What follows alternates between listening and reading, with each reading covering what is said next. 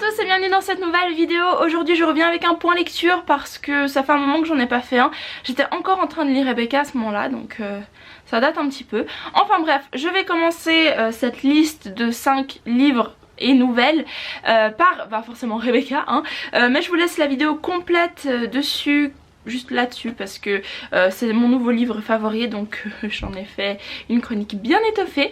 Donc je vous conseille d'aller voir cette vidéo. Je vais pas en reparler maintenant parce que ça ne servirait pas à grand chose. Après avoir lu Rebecca, eh bien j'ai enchaîné avec La Légende de Sleepy Hollow. Ce livre là est en bilingue parce que c'était le format qui était disponible, donc voilà. Mais si vous êtes intéressé par les livres en bilingue, n'hésitez pas à aller voir ma vidéo sur comment commencer à lire en anglais. Voilà, je vais y arriver. Donc pour ceux qui ne connaissent pas La Légende de Sleepy Hollow, c'est la légende du cavalier sans tête. Ça je pense que ça doit vous dire quelque chose. Il y a une série aussi et un peu bêtement je pensais que le livre allait plus ressembler à la série que ça, alors que pas du tout. C'est une courte nouvelle qui fait je crois, je sais plus, 25 ou 50 pages, parce que comme c'est en bilingue forcément on a la page en anglais et la page en français, je sais pas. Bref, elle est assez courte. Et pour dire, ça m'a pas vraiment plu dans le sens où on passe plus de temps à décrire le quotidien de Cabot Crane que la légende en elle-même.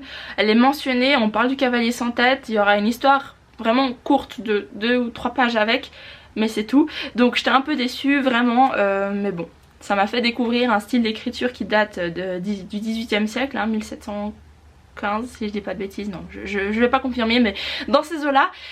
Voilà, c'était sympa, mais je le lirai pas en anglais, c'était hyper compliqué avec tous ces mots et ces expressions qui datent d'il y a trop longtemps. Mais franchement ça va, je conseille pour ceux qui veulent découvrir, mais moi je repayerai pas le prix de ce livre pour le relire. C'est ce qui est bête parce que je l'ai avec moi, mais disons que si j'avais su, j'aurais pas pris. Voilà.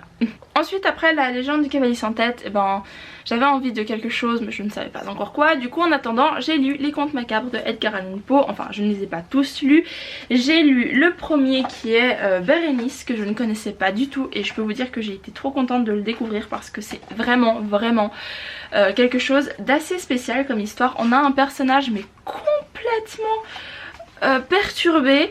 Il a en fait une concentration incroyable, mais sur des choses qui ne veulent rien dire. Par exemple, il peut fixer un papillon pendant 1 heure, mais sans que ça, par exemple, ça le fasse réfléchir ou autre. Non, c'est juste le fixer, vous voyez ce que je veux dire.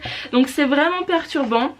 Et on va suivre l'histoire de ce jeune homme qui a sa cousine Bérénice qui est malade, et puis en fait il va faire une obsession sur ses dents. Et forcément comme c'est méga macabre, et bien je vous laisse deviner la suite. C'est peut-être pas évident à deviner, mais bref, donc voilà. Et ensuite j'ai lu toujours dans ce livre là la nouvelle Le Chat Noir, qui est bien connu, que je n'avais jamais lu avant. Et alors celui-là il est aussi pas mal. J'ai préféré celui que j'ai mentionné avant. Le Chat Noir c'est pas mal, mais voilà quoi. C'est moins surprenant que le tout premier. Le premier m'a vraiment marqué. Le Chat Noir c'est plus commun, voilà, on va dire ça comme ça. Mais j'ai quand même bien aimé parce que Edgar Allan Poe écrit vraiment des trucs mais tordus. D'où il sort tout ça, Zika? Franchement, une fois j'ai fait une vidéo sur sa vie, c'était je sais plus 3 auteurs ou je ne sais plus, si je la retrouve je la mettrai par ici. Mais vu sa vie ça m'étonne pas qu'il ait écrit des choses comme ça. Ensuite j'ai lu, de nouveau c'est une nouvelle, mais c'est dans un livre qui s'appelle Les Oiseaux de Daphné du Maurier, hein. J'ai voulu continuer avec un peu de Daphné du Maurier. Alors c'est marqué comme j'ai dit Les Oiseaux ici, mais il y a plein de nouvelles dedans, je sais pas combien il y en a en tout. Il y en a 7 à l'intérieur, donc 7 nouvelles. J'ai juste lu Les Oiseaux et je peux vous dire que j'ai été un peu déçue. Alors à mon avis ça vient de la traduction, je suppose, parce que c'est pas la même traductrice que pour Rebecca. Du coup j'étais vraiment moins fan du style. C'était vraiment mal écrit dans le sens où il y a trop de phrases avec trop de virgules au lieu de faire des choses plus courtes et élaborées. Non, c'est vraiment comme si elle s'était amusée à vraiment traduire la chose telle qu'elle au lieu d'adapter, parce que forcément il y a toujours une adaptation à faire, enfin bref. Mais franchement elle fait quoi, même pas 70 pages, et j'ai bien aimé. Mais la fin, j'étais là, mais pourquoi faire une fin pareille? Pourquoi ne pas satisfaire le lecteur? Pourquoi est-ce qu'il faut toujours le frustrer? Et d'un côté j'ai aimé, mais de l'autre je suis là, bon bah tout ça pour ça au final. Voilà. Bon, les oiseaux, je pense que vous connaissez parce que ça a été adapté par Hitchcock comme Rebecca. Ça parle d'oiseaux qui commencent à envahir les humains dans le sens où ils les attaquent, ils les mangent, ils les tuent, enfin bref. Et du coup on suit le fermier avec sa famille qui lui comprend un peu plus vite que les autres que 50 oiseaux qui te foncent dessus, et ben ça peut être dangereux. Alors forcément il va être un peu mieux préparé, mais voilà, j'ai bien aimé, mais de nouveau ça n'a pas été un monstre coup de cœur. Et finalement, alors une super bonne lecture pour finir, c'est The Woman in Black.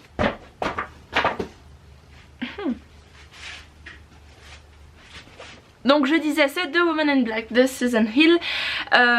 J'ai vraiment beaucoup aimé. 200 pages, pile poil, c'est parfait. C'est le format que j'adore parce que on a le temps de connaître les personnages, se faire à l'environnement et à être à fond dans l'histoire. Moi je trouve que c'était le format parfait pour ce livre, hein. Il y en a qui ont forcément besoin de plus de pages, hein. Mais là c'était super. Je vois déjà les gens qui vont venir me demander si c'est pareil que le film. Alors comme je l'ai déjà dit sur Instagram pour ceux qui me suivent, parce que je fais des chroniques en avance, hein. Si jamais vous ne savez pas, je vous laisse Instagram ici. C'est un peu, enfin l'histoire générale est pareille que dans le film, la fin pas tout à fait. Sinon c'est juste que comme je disais, ça fait peur mais de différentes façons. Dans le film on a peur à cause des sursauts, des apparitions un peu inattendues de la dame en noir, et forcément aussi toute cette angoisse, hein, du personnage. Et ça c'est ce qu'on retrouve en fait dans le livre, c'est cette angoisse que commence à ressentir le personnage qui croyait pas du tout à ce genre de choses, puis il commence à voir que les choses sont vraiment pas nettes et qu'il voit des choses et il se dit non mais un homme sans d'esprit dirait que c'est ça et ci et ça, mais je commence à douter, enfin bref. Le seul truc qui est en plus dans les films c'est les effets de sursaut, les screamers, je sais plus comment on dit ça, vous voyez ce que je veux dire.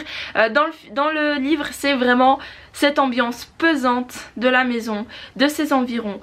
On parle toujours dans le livre de cette comment on appelle ça, ce brouillard, cette brume hyper épaisse qui vient des marais, et ça elle est tout le temps là, du coup franchement dans le livre ça donne trop bien. Je me rappelle plus, ça fait un moment que j'ai vu le film, je sais plus si on voit toujours autant la brume comme ça, mais franchement elle est pas mal.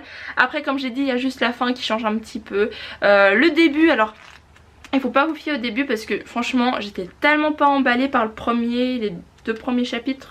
Voilà, parce que on retrouve le personnage mais quelques années après son expérience avec la maison des marais. Donc c'est un peu chiant parce qu'il présente sa famille, voilà, nani, maintenant j'en suis là. Et quand il commence à raconter son histoire, donc ce qu'il a eu comme expérience, et bien là on s'arrête pas. Là on s'arrête pas, donc les 2 premiers chapitres bof, mais après c'est l'apogée. Et par contre comme je disais aussi sur Instagram, c'est que le seul truc que j'ai peur c'est que... Pardon, ça me gratte. Le seul truc que j'ai peur c'est que la traduction a été mal faite, parce que j'ai entendu dire plusieurs personnes qui sont venues me voir en disant ouais mais moi j'ai pas aimé le livre, non c'était pas comme le film, c'était pas aussi oppressant, je sais pas. Pour moi ça l'a fait. Je sais pas si c'est parce que c'était en anglais, je sais pas, il faut voir la traduction. En tout cas en anglais les mots étaient très bien choisis, même si j'ai passé 36 000 ans sur le dictionnaire, parce qu'à chaque fois il y avait des mots qui décrivaient comment dire, justement la brume et tout, mais de 36 000 façons différentes, donc à chaque fois j'étais sur le dictionnaire, bref. Voilà, mais une fois qu'on a compris ce que ça veut dire, franchement c'est super bien décrit, donc j'adore. Et donc ça c'était les livres et nouvelles que j'ai lus. Maintenant je vais vous parler de ma lecture en cours qui est Les Proies de Thomas Killinan. J'en suis au 25% à peu près.